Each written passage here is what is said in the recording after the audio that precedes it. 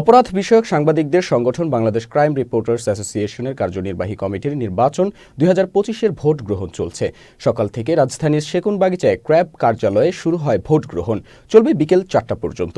এদিন ভোট গ্রহণ কার্যক্রম শুরুর আগে থেকেই ক্র্যাব কার্যালয়ের সামনে আসতে থাকেন ভোটাররা। নির্ধারিত সময়ে আনন্দমুখর পরিবেশে ভোট গ্রহণ শুরু হয়। নির্বাচন পরিচালনা কমিটির চেয়ারম্যানের দায়িত্ব পালন করছেন সিনিয়র সাংবাদিক আবু তাহের। এবারের নির্বাচনের সভাপতি, সাধারণ সম্পাদক ও অন্যান্য পদে মোট প্রার্থীর সংখ্যা 25 জন। এর মধ্যে সভাপতি পদে প্রতিদ্বন্দ্বিতা করছেন 4 জন এবং সাধারণ পদে 2 জন। আমাদের নির্বাচনটা সবসময় একটা উৎসবমুখর নির্বাচন হয়। অন্যান্য নির্বাচন চেয়ে অত্যন্ত ভালো এবং গণতান্ত্রিক প্রক্রিয়ায় সুন্দর পরিবেশে আমরা ভোট দিচ্ছি এবং আমরা যারা প্রার্থী তারা এখন হয়তো প্রতিদ্বন্দ্বিতা করছি, কিন্তু আমরা সবাই ভাই ভাই। নির্বাচনের পরে আমরা সবাই আবার একত্র হয়ে যাই, এটাই আমাদের একটা বড় ঐতিহ্য। বাংলাদেশ ক্রাইম রিপোর্টার্স অ্যাসোসিয়েশন আমাদের 41 বছর পুরানো সংগঠন।